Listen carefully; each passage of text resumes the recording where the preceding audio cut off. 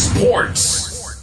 Saan ang kwalipikado ni Los Angeles Lakers star LeBron James para di All-NBA team ita season kalpasan iti 20 ket may sa atawen iti karera na. Iti kalman sana nakapakayam ni King James iti laban kontra San Antonio Spurs gapu iti injury iti sakana ang nakaabakan iti Lakers iti score 136-108.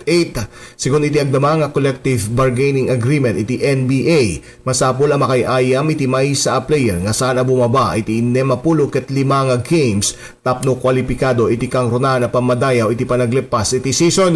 Gapu iti daytoy saan ang magunod ni James iti nasao bilang daytoy iti kaunaan na gundaway manipod iti rookie season ni James iti tawen 2004 nga saan nakaraman kas maysa at top 15 nga player iti liga. Iti likod iti daytoy agtalined at akila pakasalitaan iti naipaay ni James iti liga. Maysa nga legend nga tultuloy numan pay sumangsango iti karit iti panawen ken pisikal a limitasyon.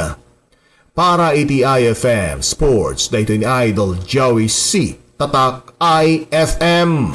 IFM News. IFM News. IFM News. Sports.